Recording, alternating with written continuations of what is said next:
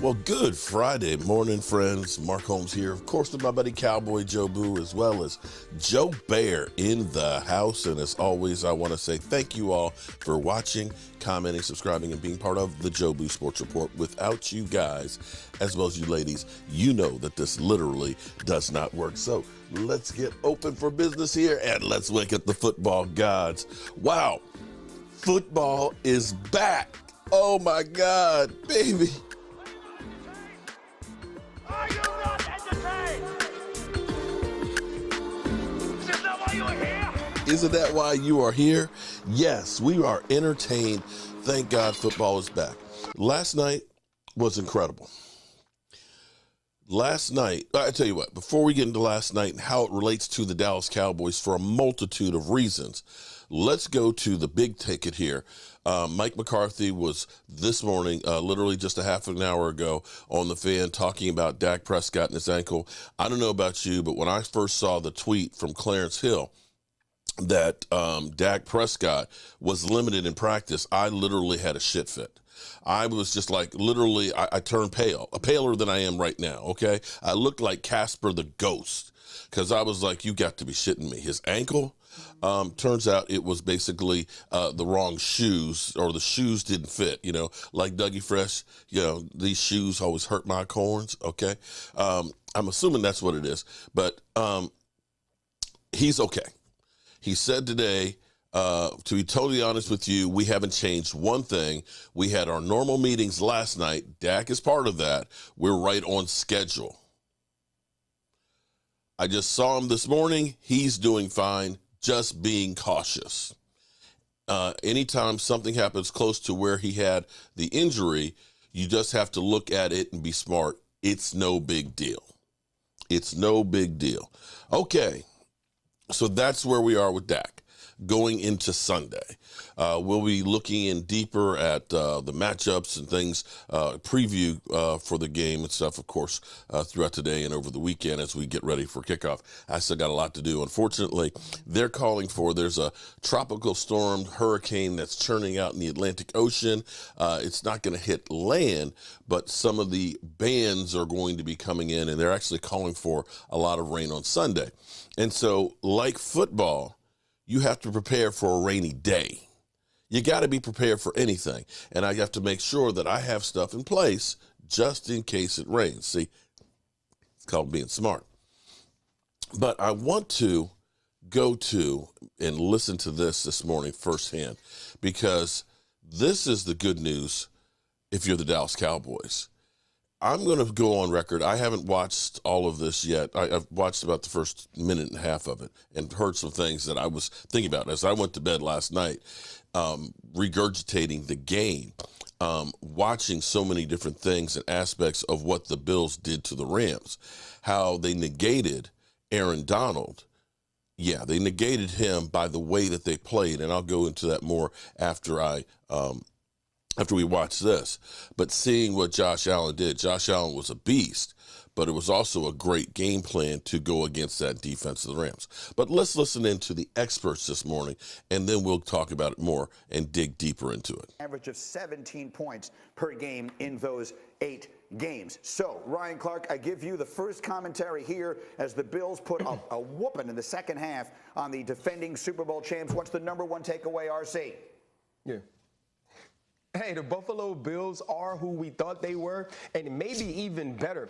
Think about this. There's been no team that has gotten more hype because of the way they lost the playoff game than the Buffalo Bills. We felt like Josh Allen had taken that step, and he now stands side by side with Patrick Mahomes as one of the most talented and maybe the best quarterback in the entire NFL. And the physicality that this team can now play with, they overwhelmed the Los Angeles Rams. And when you think about a team that's coming off of a Super Bowl, it's Thursday night, playing in their own stadium, the type of electricity in those moments is crazy. I played in 2 of those games, and sometimes just the adrenaline that's built up makes a team hard to beat.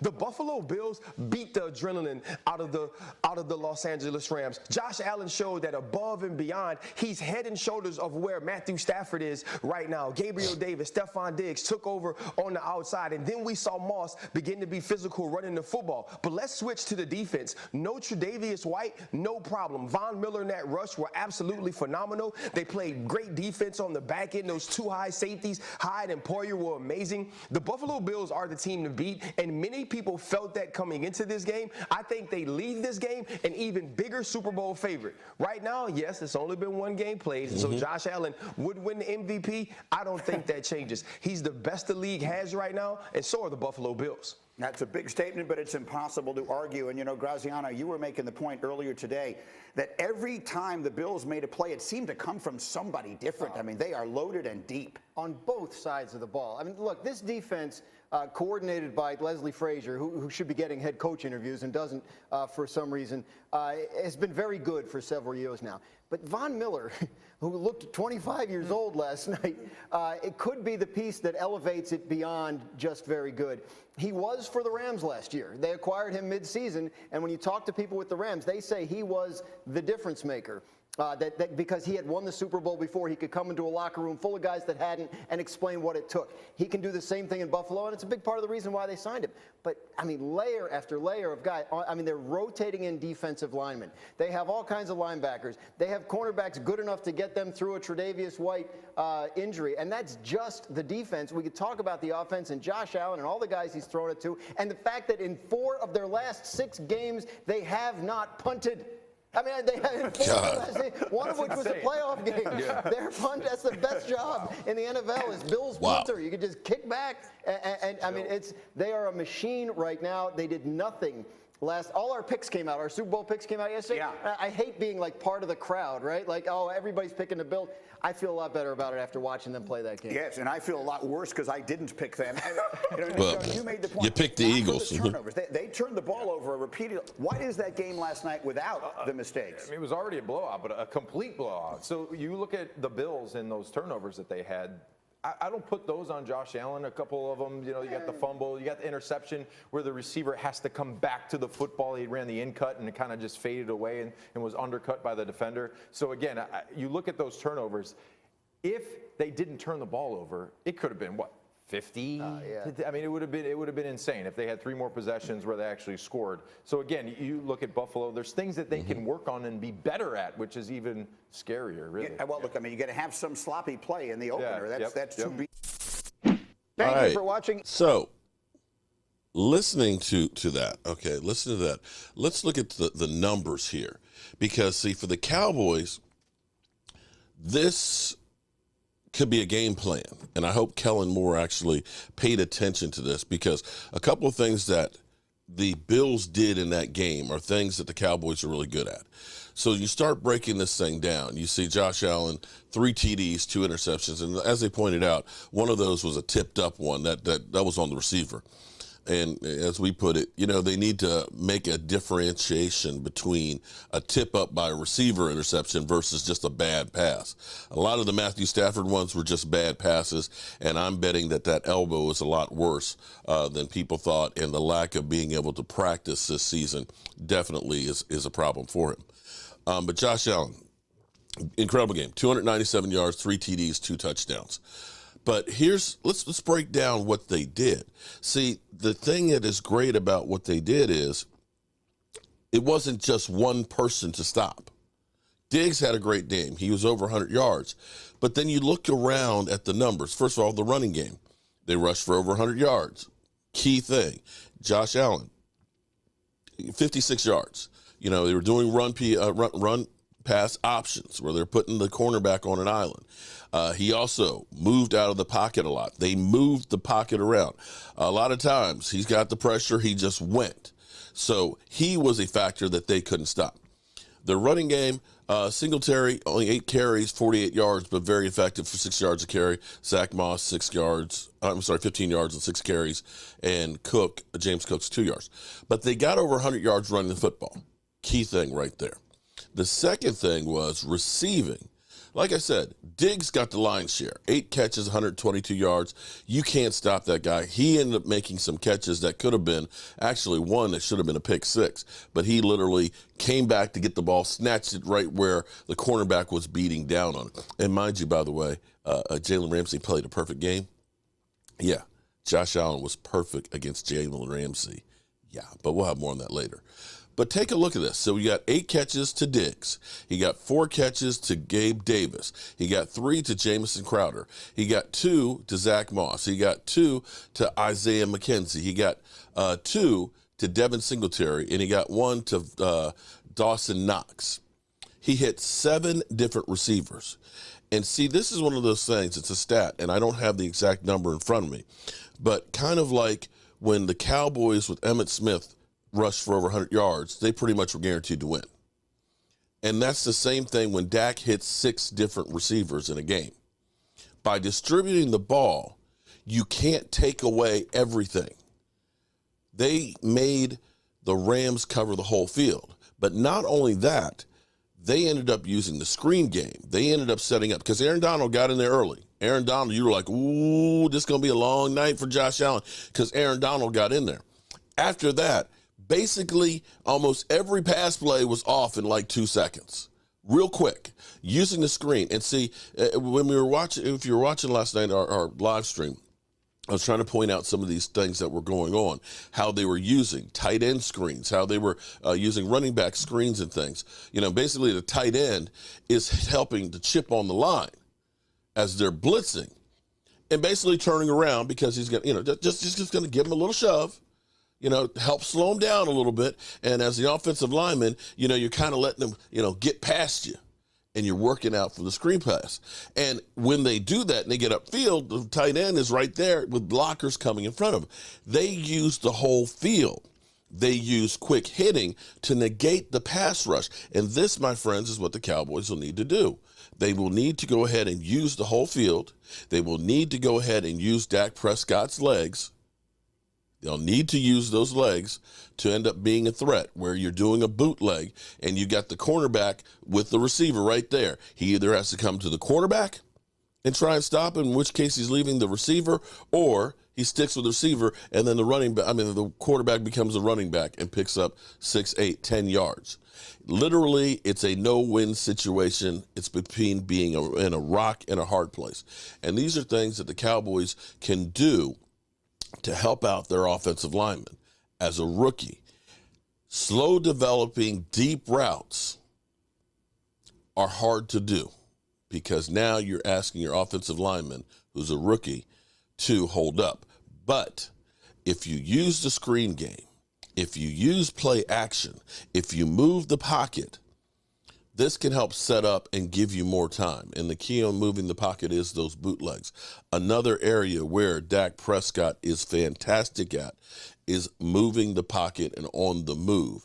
And that's another one of those things that the Cowboys should definitely do. On the defensive side, I want to bring this back. I know you guys are sick of it, but it's the window into the soul of Dan Quinn. Yeah, we knew whatever conditions were going to come up tonight, we really, one of the main things we want to do was play at our style. And we did that tonight. That was one of the things going in all year long. We're fast, we're physical, and we have a real style about how we play. I thought that came out tonight. Coach, do you like this big defense again? I certainly hope so. Couldn't be more proud to be part of that unit that plays, you know, with an aggressive style. We talked about out-hitting people in terms of how we want to affect the quarterback and even checking the ball down, the way we want to tackle. We wanted to win it with fundamentals, and you know, our guys work really hard in that fashion. It's something that our coaching staff and the players, you know, we talk tackling, we talk turnovers, really every day that we practice, and you know, that's what came tonight. What do you get, Jojo? Well, we certainly have you know, so much respect for their offense the way they did. So I was not surprised that we played well. We've had terrific weeks of practice and preparation. So going into it, we were healthy and really felt like we were going to play fast and physical. We prepared for no huddle for 2 weeks. And if you give those group of guys 2 weeks to prepare, the coaches and those players, I think you're going to like the results. What did you tell your players after the game, Coach? Really just how proud I was to be part of the unit, and the thing that I was most impressed about is that we really played in the style and fashion that we're accustomed to. We're fast, we're physical, we play the game on our terms, and that was one of the things we went into the game saying, and for us to go and play it in that way, you know, and have it come true in that way, it was awesome. Where do the Seahawks rank the all-time greatest defenses? I'll let you guys decide that. I couldn't be more fired up to be part of our unit and the attitude and the way that we play, so I'll leave that to you guys.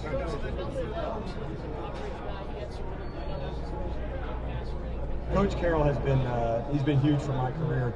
I think just how to feature the players, and let's find what a player can do well, and let's accent that. And that would be one of the many things that he's taught me. What did that first front? Did you anticipate it would be that one-sided? It looked like it was dominating their offense.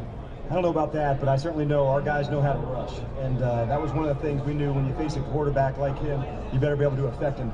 We didn't talk about sacks or hits. We talked about, can we get him off the spot? Get him off the spot. We knew in certain coverages there was going to be times when he got the ball out and under 2.2, 2.3, which is hard for a rusher. You know, sometimes it can be, if it's at 2.6 or 2.7, that's when you can get the hit. So we knew they'd have to deal with us, you know, in terms of, I was fired up for Clem and what he was able to do, and Cliff and Michael have been doing that for a while. So it was just another example of how, you know, we have a really deep front, and some games you have to play real hard ball. It's going to be a running team, and then there's games like tonight where it's going to be more featured pass rush. What did that several times? Peyton Manning several times audibled into a run. It looked like Bobby Wagner was nodding. He came back and made a signal. Did you guys know any of the calls and the signals? We did not. In fact, some of our calls, we just wanted to have some fun, and we made up some calls just so we'd be able to do some too. Fast, physical, deep line, different fronts and matchups, and getting to them in under 2.3, 2.2 seconds, which is hard for a rusher. And see, that's the other thing that the Bills did.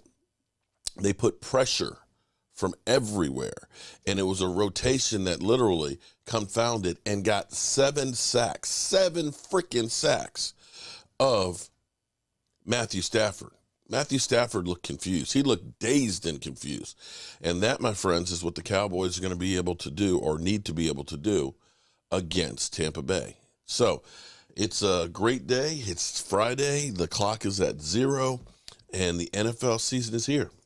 And I don't know about you, but I'm looking forward to this weekend. I just got some planning to do to make sure that we are victorious in our home gating party. I'll see you later. Our Holmes here, and as always, I want to thank you all for watching, commenting, subscribing, and being part of the show for the sports report.